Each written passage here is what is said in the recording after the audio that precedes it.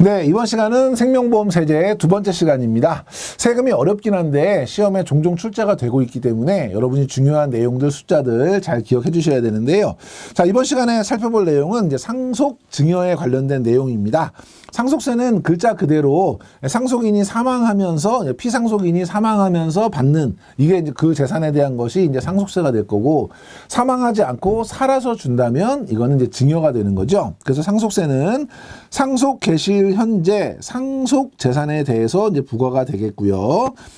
증여세 같은 경우에는 수증자가 증여받은 증여 재산에 대해서 부과가 되겠죠.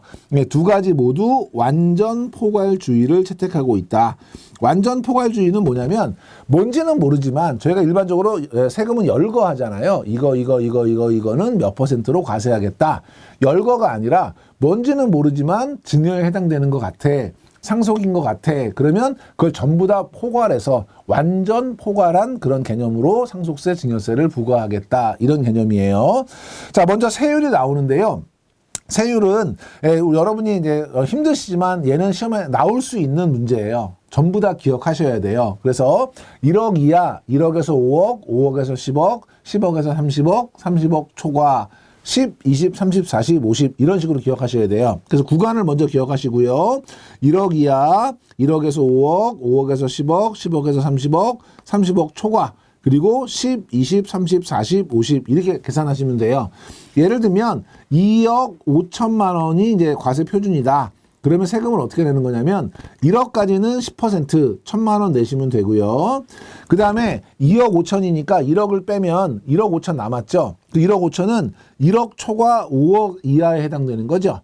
그러면 그거의 20%, 그러면 1억 5천에 20%면 3천만 원이 되겠죠. 더하기 3천만 원 하면, 더하기 3천만 원 하면 1억에 대해서는 1,000만 원, 그리고 1억 5천에 대해서는 3천만 원 해서 합산 4천만 원이 과세가 되는 형태예요.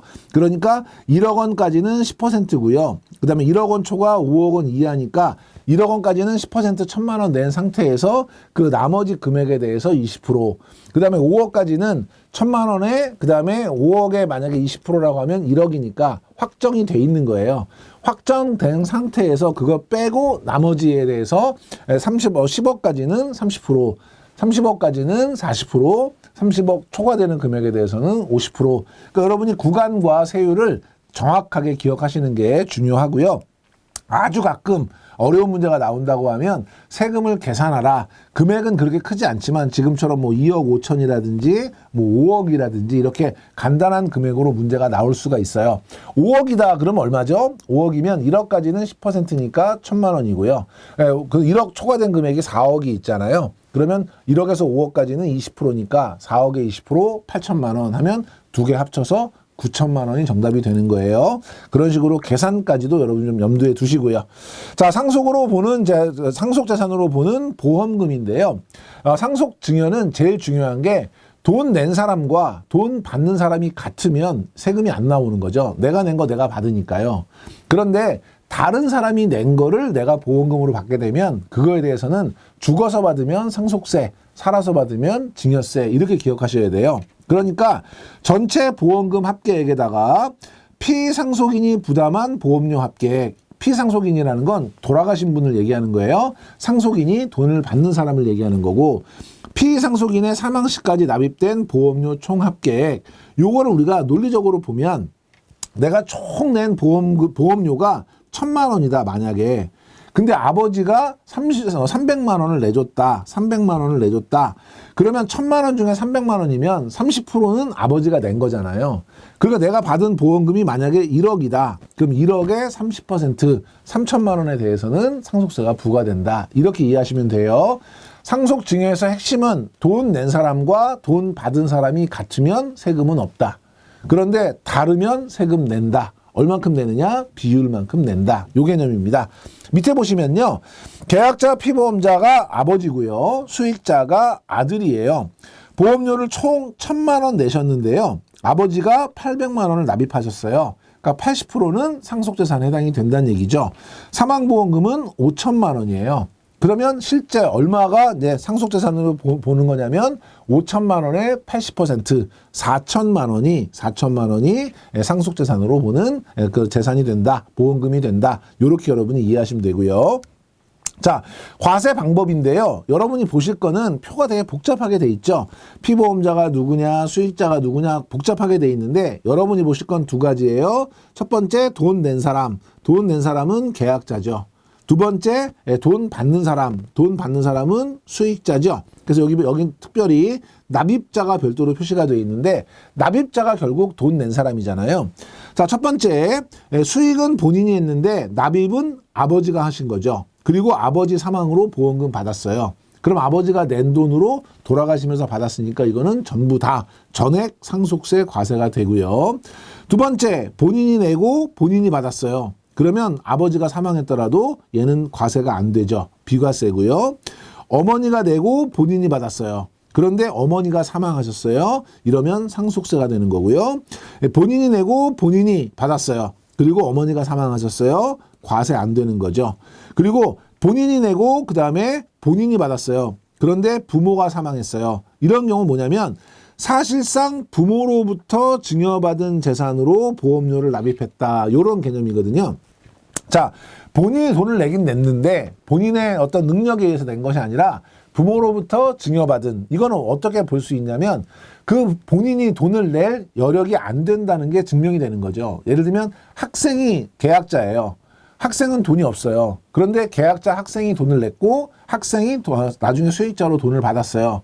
그럼 본인이 내고 본인이 받은 걸로 볼 수 있느냐? 그렇지 않죠. 학생은 돈이 없으니까 증여받은 돈으로 냈을 거야 라고 이제 판단하는 거예요. 이럴 경우에는 상속세 과세가 되지요.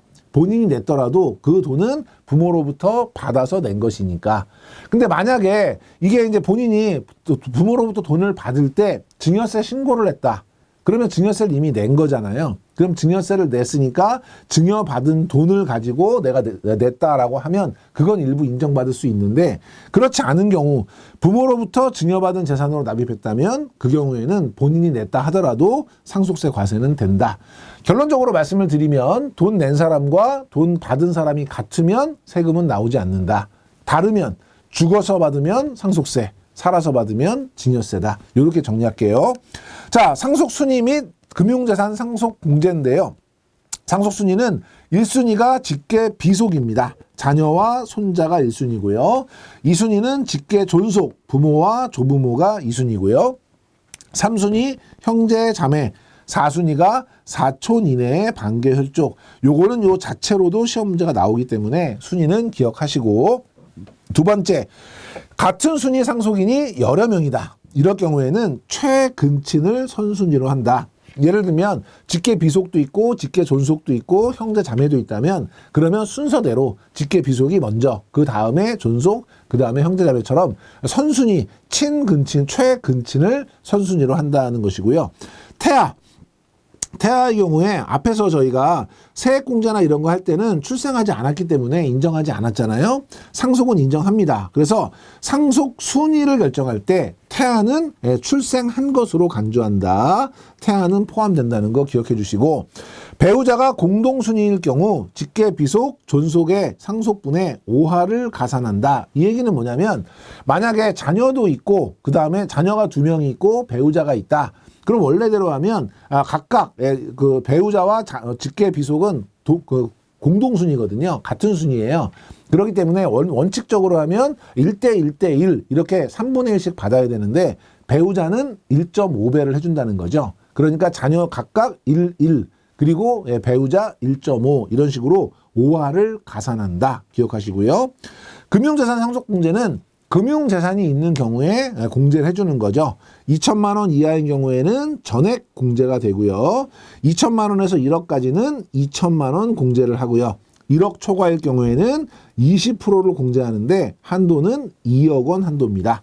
금융재산 상속공제는 요대로 괄호넣기라든지 아니면 숫자 바꿔서 맞았냐 틀렸냐 문제 많이 나옵니다. 그래서 2천만 원 이하는 전액, 2천에서 1억까지는 2천만 원, 1억 초과한 경우에는 20%, 한도는 2억 원 한도 기억하시고요. 증여입니다. 증여는 상속과 동일하게 보는데요. 얘는 돌아가시면서 남겨준 재산이 아니라 생존해서 남겨줬기 때문에 우리가 증여로 보는 거죠. 보험료 납입자와 그 다음에 보험금 수익자가 같다면 그러면 세금은 안 나오는 거고요. 지금처럼 다를 경우에 증여세가 나올 수 있다는 것이죠. 그래서 보험 수익자가 보험료 일부를 납입했다. 그러면 보험 수익자 이외의 자가 납입한 보험료에, 그러니까 수익자 이외의 사람이니까 다른 사람이 낸 게 전체 보험료의 몇 %야. 여기에 보험금 상당액을 곱해서 아까 상속하고 동일한 거죠. 만약에 전체 보험료가 1,000만 원을 냈는데 본인이 내지 않은, 누가 냈든 부모가 냈든 뭐 형제가 냈든 다른 사람이 낸 게 400만 원이 있었다. 그러면 보험금의 40%에 대해서는 다른 사람이 낸 거에 의해서 받는 거니까 증여세 과세가 된다, 이런 얘기고요. 보험 수익자가 증여받은 재산으로 보험료를 납입했다면 그러면 전체 납입한 보험료에 증여받아 납입한 건 내 돈이 아니니까 그 비율만큼을 계산을 하되 그 대신에 그 보험료액, 증여받아서 납입한 보험료만큼은 빼주겠다, 이런 얘기예요. 그래서 요 뒤에 증여받은 보험료만 빼준다. 요거 여러분이 정리하시고요. 증여세 과세 방법도 동일합니다. 납입자와 수익자를 비교해요. 아버지가 납입했는데 본인이 수익을 했어요. 그러면 이거는 증여세 과세가 되는 거고요. 본인이 냈는데 본인이 받았어요. 그럼 이거는 과세 안 되는 거고요. 아버지가 내고 본인이 받았어요. 당연히 과세가 되고요. 본인이 내고 본인이 받았어요. 과세 안 되는 거죠. 낸 사람과 받는 사람이 같으면 과세하지 않는다. 그래서 계약자가 미성년자이거나 무자력자인 경우 보험료를 타인으로부터 증여받아 납입한 것으로 간주해서 보험금 전액에 대해서 증여세가 부과가 됩니다. 다만 뒤에 증여받아서 납입한 보험료는 빼주는 것이죠. 그 개념 다시 한번 보시고요. 자, 증여자산으로 보는 보험금 예시를 한번 보도록 할게요. 계약자는 김생명 씨고요. 월납이고요. 10년 만기 저축성 보험에 가입하셨어요. 월납 보험료는 10만 원인데 그중에 7만 원은 김생명 씨의 아버지가 납입하셨고요. 만기에 2천만 원의 이제 보험금을 이제 받은 거죠. 환급금으로. 자, 그렇다고 하면 2천만 원 곱하기 지금 월납 보험료가 10만 원이에요. 그러면 1년 동안 120만 원을 냈을 거고요. 10년 만기니까 1,200만 원을 냈겠죠. 그러니까 그 비율만큼, 그래서 10만 원 곱하기 12개월 곱하기 10년 한 금액, 이게 1,200만 원일 거고요. 근데 거기에서 7만 원은 지금 아버지가 냈다고 그랬잖아요. 그러니까 그 7만 원에 해당하는 7만 원 곱하기 12개월 곱하기 10년치 하면 결과적으로는 70%가 되겠죠. 그 70%인 2천만 원의 70% 1,400만 원이 증여재산으로 보는 보험금에 해당된다, 이런 얘기죠. 그래서 이것도 상속세와 동일한 개념이라서 결과적으로는 전체 보험료 중에서 내가 낸 돈이 아닌 게 얼마야, 그 비율만큼은 죽으면 상속세 대상이 되는 거고 살아있으면 증여세 대상이 된다. 이렇게 여러분 정리해 주시면 되겠습니다. 자, 보험금에 대한 증여세, 비과세가 있는데요. 장애인 등을 수익자로 하는 보험금에 대해서는 일정 금액, 얼마냐면 연간 4천만 원을 한도로 해서 증여세가 비과세가 됩니다. 요 4천만 원도 괄호놓기 가끔 나오기 때문에 눈여겨봐 주시고, 장애인 전용 보험뿐만이 아니라 일반 보험인데 장애인이 수익자다. 그러면 거기에도 동일하게 적용이 되고요.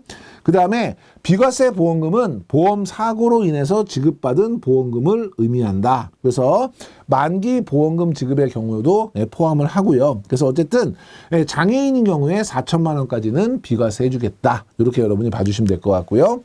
자, 다음 이제 우리나라 소득세법인데요. 우리나라 소득세법은 크게 보면 우리 소득을 종합소득으로 과세하거든요. 그러니까 우리가 일을 해서 번다. 그래서 내 일을 하면 사업소득이 될 거고요. 남의 일을 하면 근로소득이 될 거고요. 그 다음에 어딘가 투자를 한다. 그러면 이자를 받거나 아니면 배당을 받을 수가 있겠죠. 그 다음에 젊을 때 연금 열심히 들어서 연금 개시 시점이 지나면 나이 들어서 연금을 받잖아요. 그러면 이거는 연금소득에 해당이 되고요. 이 5가지 소득에 해당이 안 되는, 예를 들면 뭐 강사료라든지 인세라든지 이런 다양한 어떤 그런 이제 소득이 있을 수 있는데 그런 일시적인 소득들을 우리가 기타 소득으로 봅니다. 그래서 이 전체 이 모든 소득 6가지 소득을 한꺼번에 묶어서 과세한다고 해서 우리가 얘를 종합과세라고 하는데요.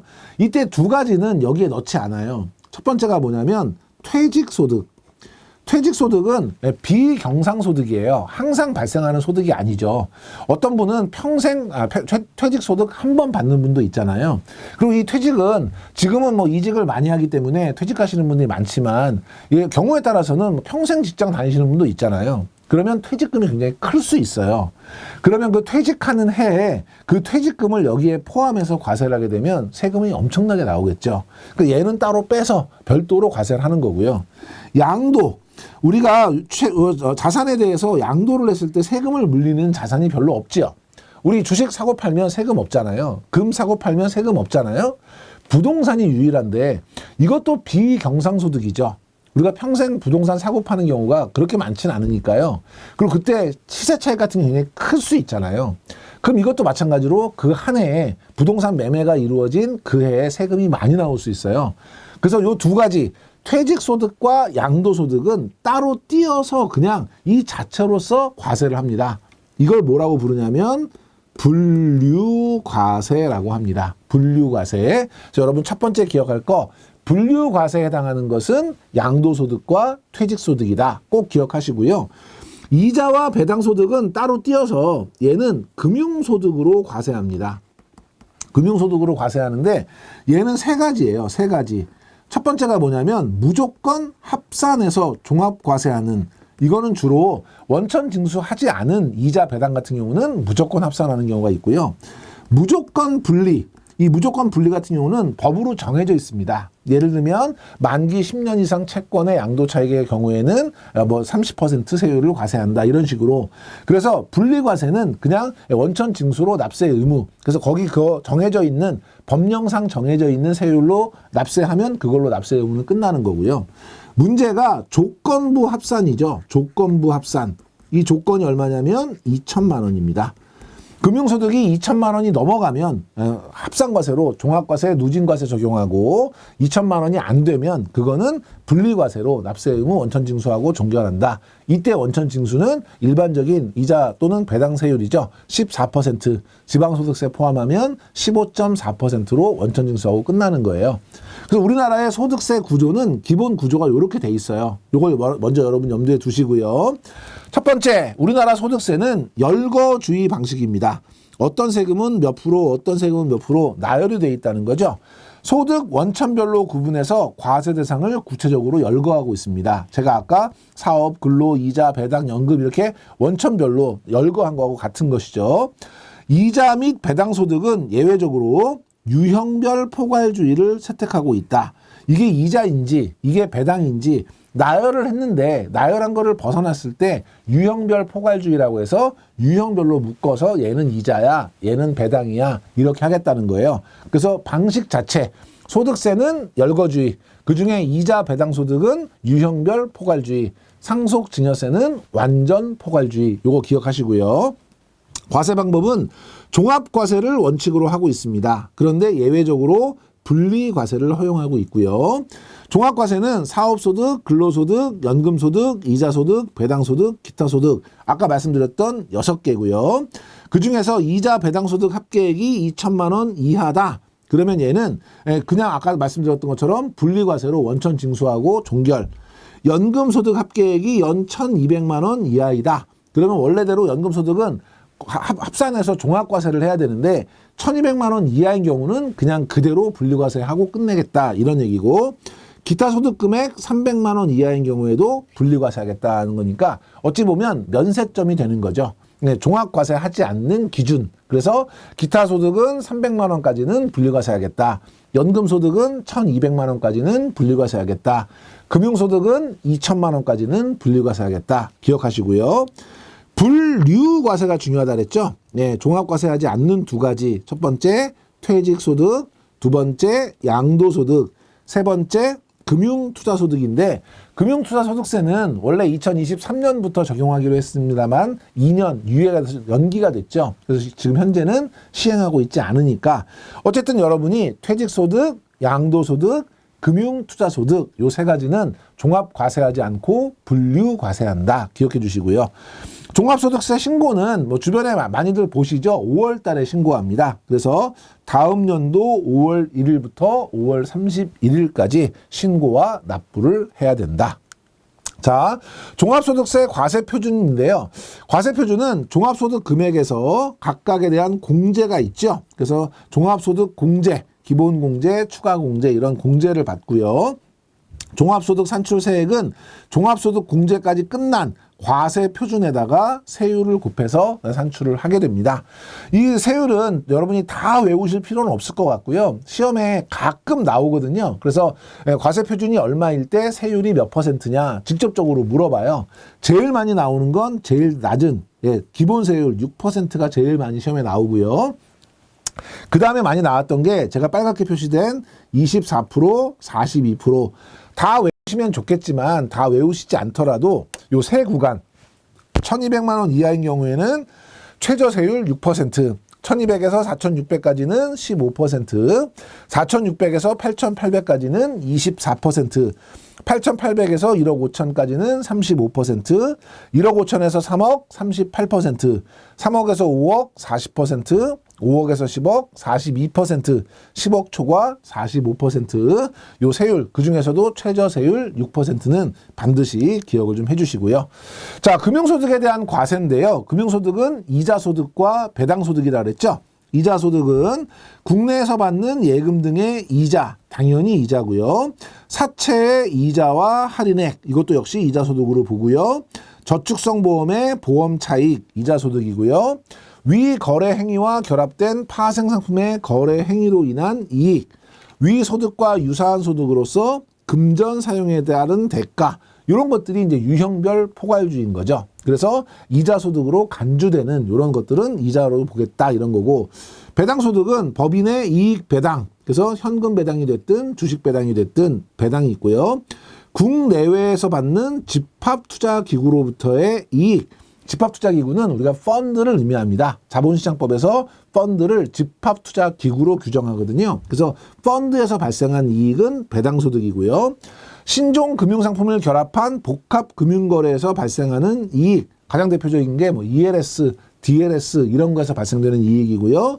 위소득과 유사한 소득으로서 수익 분배 성격이 있는, 역시 간주 배당, 인정 배당 전부 다 포함하겠다는 개념이죠. 그래서 가끔 시험에 다음 중 이자 소득에 해당하지 않는 것은, 배당 소득에 해당하지 않는 것은 이런 문제가 나올 수 있어요. 여러분이 특히나 보험 차익은 이자 소득이고 펀드에서 발생한 이익은 배당 소득이다. 이 두 가지는 특별히 더 기억해 주시면 좋겠습니다.